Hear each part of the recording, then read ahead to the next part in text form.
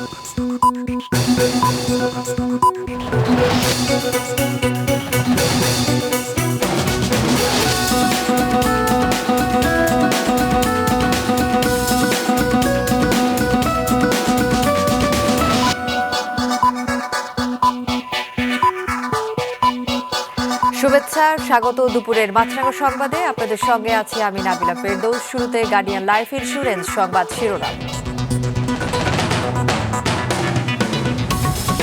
মানবতা বিরোধী অপরাধের মামলায় শেখ হাসিনা সহ ৩ আসামির বিচার কাজ শেষ। রায়ের দিন ঠিক হবে ১৩ নভেম্বর। সর্বোচ্চ শাস্তি চাইলেন অ্যাটর্নি জেনারেল।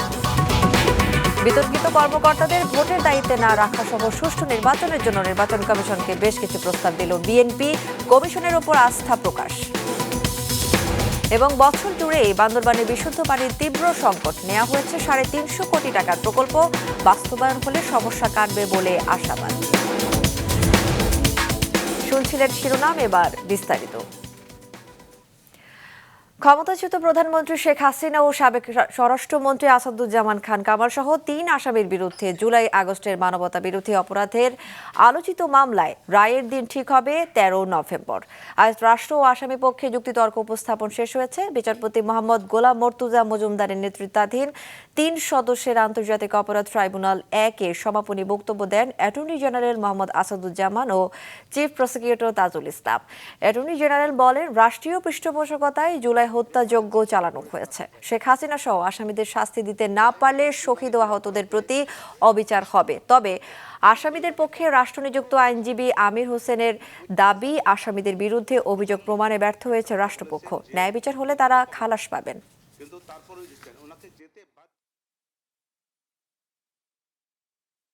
ন্যায় বিচার মানে উভয় পক্ষের জন্যই ন্যায় বিচার। বাইরে কেউ কেউ বলছেন আসামিরা ন্যায় বিচার পাবে কিনা, এই ১৪০০ মানুষ হত্যাকাণ্ডের শিকার হয়েছে তারা ন্যায় বিচার পাবেন কিনা, ৩০,০০০ মানুষ পঙ্গুত্ব বরণ করেছেন তারা ন্যায় বিচার পাবেন কিনা। এই মামলায় যে সাক্ষ্য উপস্থাপিত হয়েছে পৃথিবীর যে কোনো দেশের সাক্ষ্য আইনের মানদণ্ডে এই সাক্ষীকে ওভাররুল করার, ফেলে দেওয়ার সুযোগ খুব কম। দুনিয়ার যে কোনো আদালতে যদি আপনি এই এভিডেন্সগুলো তুলে ধরেন তাহলে এই অপরাধীদের অপরাধ সুস্পষ্টভাবে প্রমাণিত হবে। আমরা লাইভ উইটনেস এনেছি, ডিজিটাল এভিডেন্স এনেছি এবং যারা এই এভিডেন্সগুলো জেনারেট করেন, যেখানে তিনি কথাগুলো বলেছেন, সেই সমস্ত সংশ্লিষ্ট ব্যক্তিদেরকে আদালতে উপস্থাপন করেছি। প্রশাসনে থাকা বিতর্কিত ব্যক্তিরা যেন নির্বাচন পরিচালনায় না থাকতে পারে, নির্বাচন কমিশনকে সেই সুপারিশ করেছে বিএনপি। দলটির স্থায়ী কমিটির সদস্য ডক্টর আব্দুল মঈন খানের নেতৃত্বে ৩ সদস্যের প্রতিনিধি দল প্রধান নির্বাচন কমিশনারের সাথে বৈঠক করে এ প্রস্তাব করেছে। সকালে রাজধানীর আগারগাঁওয়ে নির্বাচন ভবনে প্রায় ১.৫ ঘণ্টা ব্যাপী এই বৈঠক হয়। মঈন খান পরে গণমাধ্যমকে বলেন, ভোটাররা যাতে নির্ভয়ে ভোট দিতে পারে, নির্বাচন যেন সুষ্ঠু হয়, সেই উদাহরণ তৈরি করতে কমিশনকে পরামর্শ দিয়েছেন তারা। তিনি বলেন, বিএনপি মনে করে নির্বাচন সুষ্ঠু হবে। এনসিপির কিছু ভিন্ন মত থাকলেও তাদের মতামতকে বিএনপি সম্মান করে। তবে নির্বাচনের দিনে জুলাই সনদ নিয়ে গণভোট হতে হবে, বিএনপি সেই অবস্থা নিয়ে রয়েছে। বিগত 2014, 18 এবং 24-এর যে 3টি নির্বাচন আপনারা দেখেছেন, এই 3টি নির্বাচন হয়েছিল প্রহসনের নির্বাচন। কাদের দ্বারা হয়েছিল? এই যে যারা নির্বাচনের দিন যারা সরকারি কর্মকর্তা হয়েও যারা নির্বাচন কমিশনের পক্ষে নির্বাচন পরিচালনা করেছিল, তাদের কারণে হয়েছিল। এবং এই কথাটি আমরা গুরুত্ব দিয়ে বলেছি, বিশেষ করে যে 15 বছরে যাদের চরিত্র হনন করেছিল আওয়ামী লীগ স্বৈরাচারী, তারা 15 মাসে যে তারা সব কিছু সংশোধিত হয়ে যাবে, এতটা আশা করা আসলে বাস্তবতা নয়। কাজেই নির্বাচন কমিশনকে সতর্ক থাকতে হবে। এদিকে বিএনপির মহাসচিব অভিযোগ করেছেন, কোন দল নির্বাচন পেছানোর চেষ্টা করছে। সকালে রাজধানীতে এক অনুষ্ঠানে তিনি এই অভিযোগ করেন। দোষারোপ করতে চাই না, কোন ব্যক্তিকে দোষারোপ করতে চাই না, কিন্তু হতাশার সঙ্গে লক্ষ্য করি যে কোন রাজনৈতিক দল নির্বাচন যেন পিছিয়ে যায়, নির্বাচন যেন সঠিক সময় না হয় তার চেষ্টা করছেন। এটা ঠিক হচ্ছে না, কারণ এখন যেটা দরকার অতি দ্রুত নির্বাচনের মাধ্যমে একটা রাজনৈতিক সরকার দরকার। নিরাপদ সড়কের দাবিতে ফার্মগেটে সড়ক অবরোধ তুলে নিয়েছে শিক্ষার্থীরা। স্বাভাবিক হয়েছে যান চলাচল। দুপুর 12:15টার দিকে ফার্মগেট মোড় অবরোধ করে বিজ্ঞান কলেজের শিক্ষার্থীরা। এতে মহাখালী থেকে বিজয় সরণি ও আসাদ গেট হয়ে ফার্মগেটগামী সব যান চলাচল বন্ধ হয়ে যায়। ট্রাক চাপায় মাদ্রাসা শিক্ষার্থীর মৃত্যুতে জড়িতদের বিচার দাবি, কলেজের আশপাশে ফুটপাত উচ্ছেদ, ব্যাটারি রিক্সা চলাচল বন্ধ সহ কয়েকটি দাবিতে সকালে রাস্তায় নামে শিক্ষার্থীরা। আধা ঘন্টা অবরোধের পর পুলিশের আহ্বানে সড়ক থেকে সরে যায় তারা। এরপর তারা বিজ্ঞান কলেজের সামনে অবস্থান নিয়ে আন্দোলন চালিয়ে যাওয়ার কর্মসূচি দেয়। দর্শক, ফার্মগেট এলাকার পরিস্থিতি জানাতে সেখান থেকে সরাসরি যোগ দিচ্ছেন স্টাফ রিপোর্টার দাউদ হাসান। আমরা তার কাছে চলে যাচ্ছি। দাউদ, শিক্ষার্থীরা তাদের দাবি পূরণে কোনো কোনো আশ্বাস পেয়েছে কি?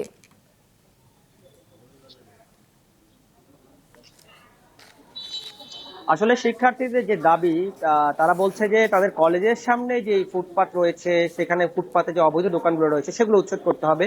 পাশাপাশি অটোরিকশা থেকে শুরু করে যানবাহনে যে এই সড়কে, আমি যে সড়কটিতে দাঁড়িয়ে আছি, এটা হলো ফার্মগেট থেকে একটি সংযোগ সড়ক, যেটি তেজগাঁওমুখী, তেজগাঁওর সাথে যুক্ত হয়েছে সরকারি বিজ্ঞান কলেজের সামনে। এই সড়ক দিয়ে আসলে যান চলাচল যেন একটু গতি যেন একটু সীমিত করা হয়, সেই বিষয়গুলো নিয়ে এবং এর সাথে আরো কয়েকটি দাবি নিয়ে আসলে শিক্ষার্থীরা আজকে সড়ক অবরোধ করে। এবং এই দাবির প্রেক্ষিতে যখন আইন শৃঙ্খলা বাহিনী তাদের সাথে কথা বলে এবং তারা বলে যে দ্রুতই তাদের দাবিগুলো মেনে নেওয়া হবে। এবং আমরা বাস্তবায়নে দেখেছি, এই যে সড়কটি রয়েছে, এই সড়কের দুই পাশেই কিন্তু বেশ ফুটপাতে যা আমরা দেখেছিলাম চা সিগারেটের দোকান সহ বেশ কিছু দোকান ছিল, সেগুলো কিন্তু এরই মধ্যে উচ্ছেদ করা ফেলা হয়েছে। এরপরে দেখেছি আমরা এই যে সড়কটিতে রয়েছে, এই সড়কটি কিন্তু শিক্ষার্থীর সংখ্যা কিছুক্ষণ আগে আরো অনেক ছিল, কিন্তু এই উচ্ছেদের পরে কিন্তু আস্তে আস্তে শিক্ষার্থীরা সরে যাচ্ছে।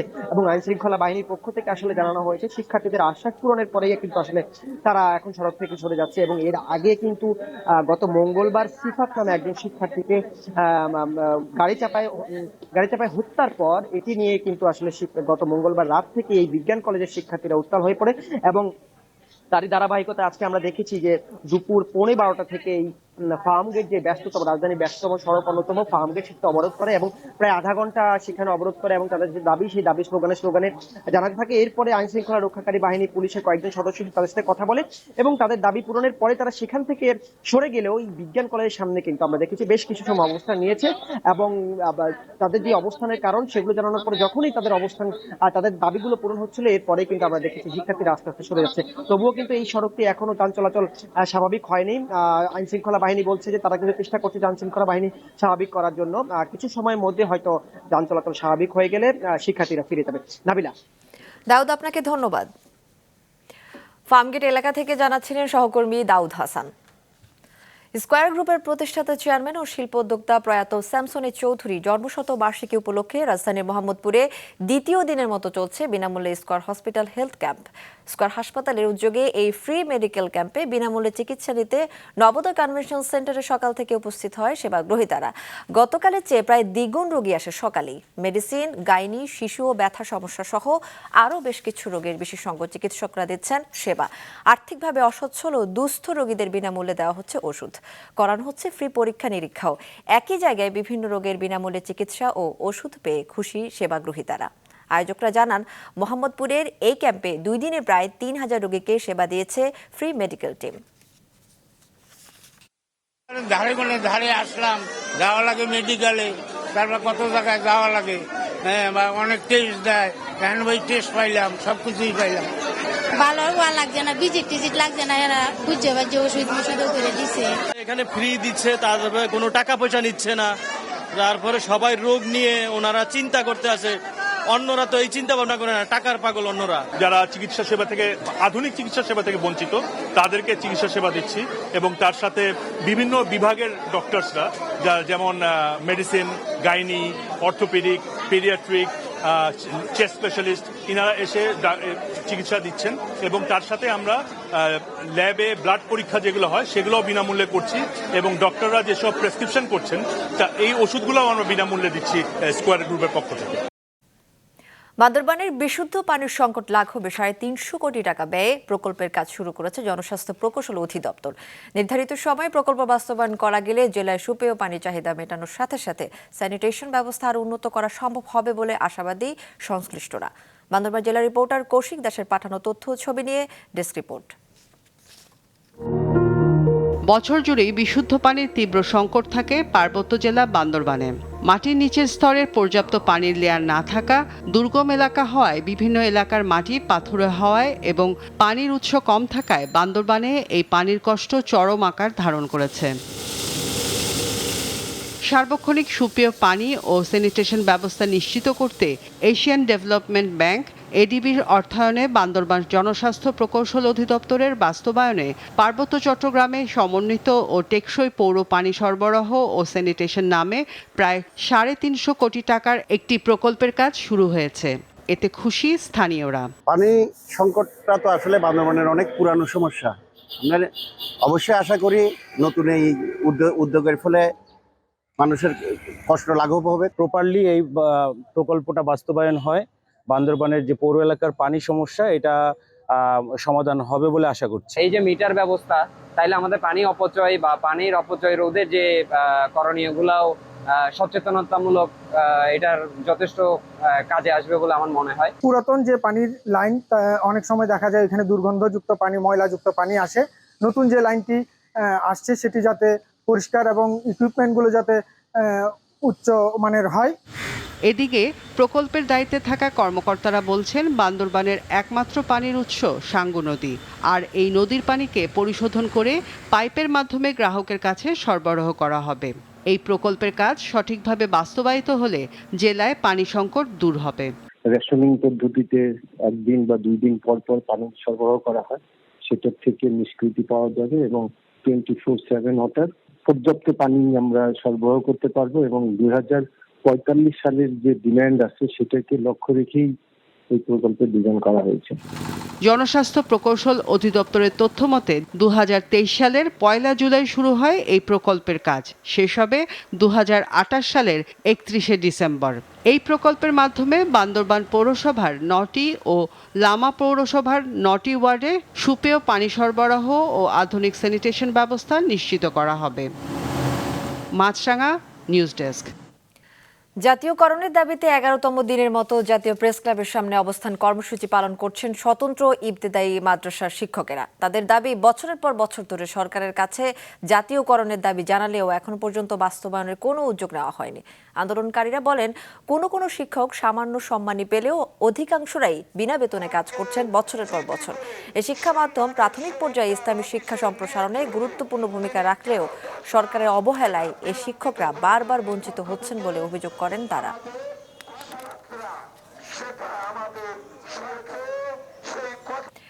দীর্ঘ 23 মাস ধরে বন্ধ যশোরের নওয়াপাড়া শিল্পনগরীর রাষ্ট্রায়ত্ত বেঙ্গল টেক্সটাইল মিলস। মানবেত জীবনযাপন করছেন সহস্রাধিক শ্রমিক, কর্মকর্তা ও কর্মচারী। নষ্ট হয়ে গেছে কোটি টাকার যন্ত্রাংশ। যশোর রিপোর্টার রাহুল রায়ের পাঠানো তথ্য ছবিতে ডেস্ক রিপোর্ট। 1962 সালে ব্যক্তি উদ্যোগে প্রতিষ্ঠিত হয় বেঙ্গল টেক্সটাইল মিলস, যা যশোর খুলনা মহাসড়কের পাশে 16.32 একর জমির উপর অবস্থিত। মিলটিকে সরকারি মালিকানায় নেওয়া হয় 1972 সালে। শুরুতে কয়েক বছর ভালোভাবে চলেছিল, ধীরে ধীরে লোকসানি প্রতিষ্ঠানে পরিণত হয় বেঙ্গল টেক্সটাইল মিলস, পুরনো যন্ত্রপাতি, প্রযুক্তি আর বাড়তি ব্যয়ের কারণে। তারপর আর ঘুরে দাঁড়াতে পারেনি। দীর্ঘদিন লোকসানে থাকা প্রতিষ্ঠানটিকে সরকারি বেসরকারি অংশীদারিত্ব বা পিপিপিতে চালুর অনুমোদন দেওয়া হয় 2017 সালের ডিসেম্বরে। এরপরও বিভিন্ন জটিলতায় 2023 সালের নভেম্বরে একেবারে বন্ধ হয়ে যায় মিলটি। এতে বেকার হয়ে পড়ে হাজারো শ্রমিক। বেঙ্গল টেক্সটাইল মিল কিন্তু অনেক দিন ধরে বন্ধ রয়েছে। আমাদের এই যে অনেক শ্রমিকরা আছে যারা মনে করেন যে দীর্ঘদিন ধরে বেকার অবস্থায় রয়েছে। এই মিলটা যদি সরকার মহোদয় চালু করে তাহলে অনেক শ্রমিকা তারা কাজের উদ্যোগতা পায়, তাদের দিনও ভালো চলে। দীর্ঘদিন বন্ধ থাকায় মরিচা ধরেছে কোটি টাকার যন্ত্রপাতিতে। ভবনগুলো জরাজীর্ণ, ভেঙে পড়েছে জানালা দরজা। একসময়ের কোলাহলপূর্ণ মিল প্রাঙ্গণ এখন পরিণত হয়েছে আগাছায় ভরা এক নির্জন প্রান্তরে। জাপানি মেশিন, এত সুন্দর মেশিন মিল, তো সেই মেশিনগুলো সবই নষ্ট হয়ে গেছে। ছাদ ফাত সব নষ্ট হয়ে যাচ্ছে, বন জঙ্গলে তলায় গেছে। এখান থেকে প্রচুর মেশিনারিজ এখান থেকে রাতের আধারে পাচার হয়ে গেছে এবং স্ক্র্যাপ হিসেবে খুব ভালো ভালো মেশিনগুলো বিক্রি করে দেওয়া হয়েছে। অভিযোগ আছে মিলের দামি যন্ত্রাংশ লোপাটেরও, যদিও তা অস্বীকার করছে কর্তৃপক্ষ।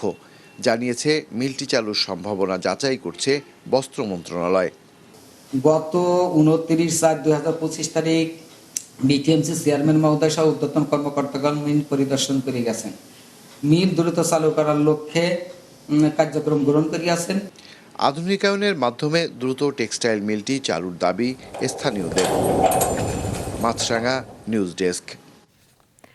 প্রশিক্ষণ দিয়ে বেকারদের আত্মনির্ভরশীল করে তুলছে গোপালগঞ্জের কোটালীপাড়ার পল্লী উন্নয়ন একাডেমি RDA। কর্তৃপক্ষ বলছে শূন্য পদে নিয়োগ সম্পন্ন হলে কার্যক্রম আরও বাড়ানো সম্ভব। গোপালগঞ্জ রিপোর্টার সাবেত আহমেদের পাঠানো তথ্য ছবিতে ডেস্ক রিপোর্ট।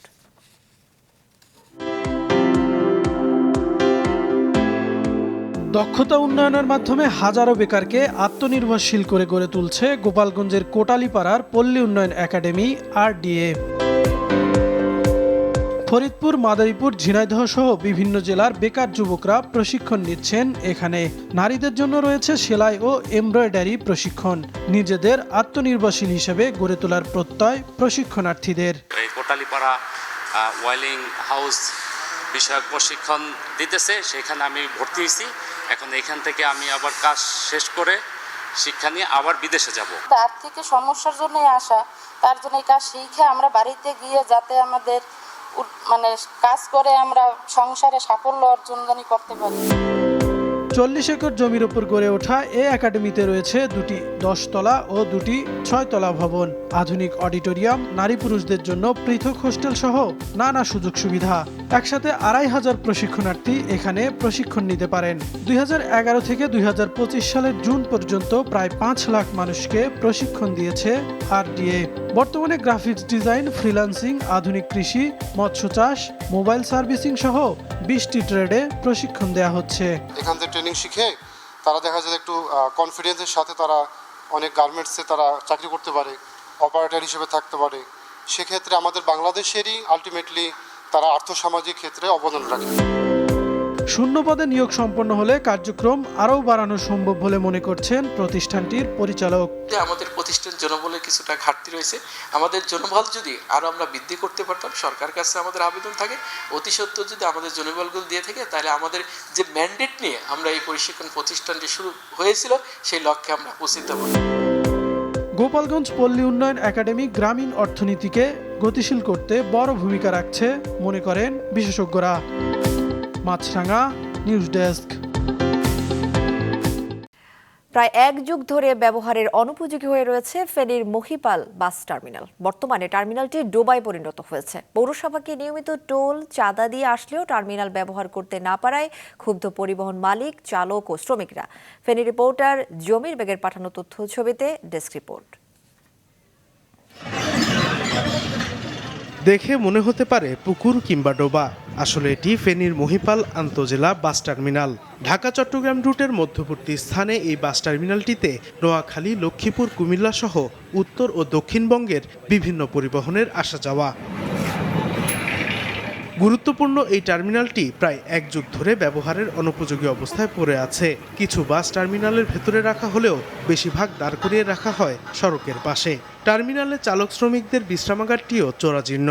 এই টার্মিনালের মেরামতের জন্য আমরা অনেক দিন পৌরসভায় গিয়েছিলাম, আমাদেরকে পৌরসভায় কোনো ছাড়া দিতেছে না।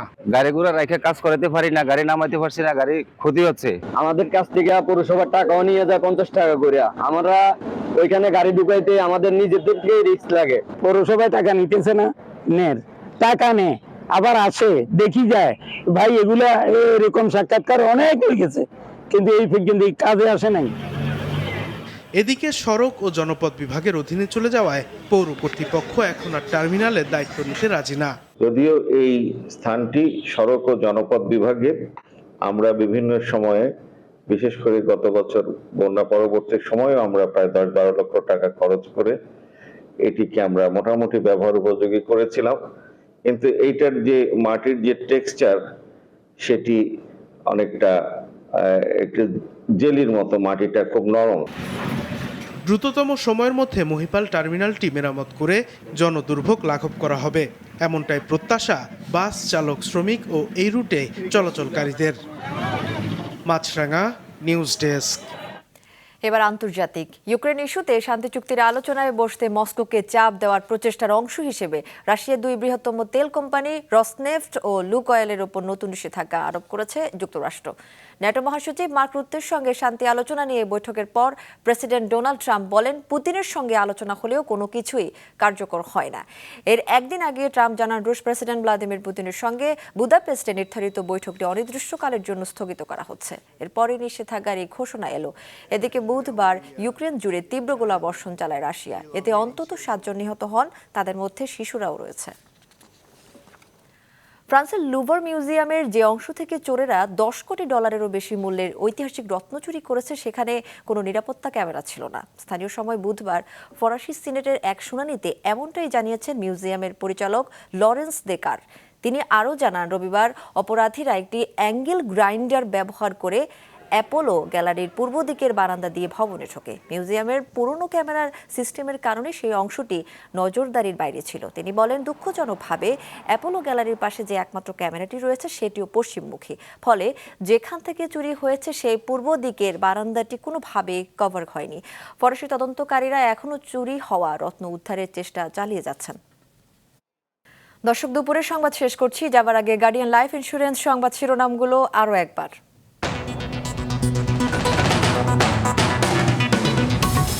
মানবতা বিরোধী অপরাধের মামলায় শেখ হাসিনা সহ 3 আসামির বিচার কাজ শেষ। রায়ের দিন ঠিক হবে 13 নভেম্বর। সর্বোচ্চ শাস্তি চাইলেন অ্যাটর্নি জেনারেল। বিতর্কিত কর্মকর্তাদের ভোটের দায়িত্বে না রাখা সহ সুষ্ঠু নির্বাচনের জন্য নির্বাচন কমিশনকে বেশ কিছু প্রস্তাব দিল বিএনপি। কমিশনের ওপর আস্থা প্রকাশ। এবং বছর জুড়ে বান্দরবানের বিশুদ্ধ পানির তীব্র সংকট। নেওয়া হয়েছে 350 কোটি টাকার প্রকল্প। বাস্তবায়ন হলে সমস্যা কাটবে বলে আশাবাদ। এ ছিল এখনকার মতো। ফেসবুকে আপডেট পেতে ভিজিট করুন মাছরাঙা টেলিভিশনের পেজে, ইউটিউব চ্যানেলেও দেখতে পারেন আমাদের সংবাদ, প্রতিবেদন ও অনুষ্ঠান। আমাদের পরবর্তী সংবাদ বিকেল 5টায় দেখার আমন্ত্রণ রইল।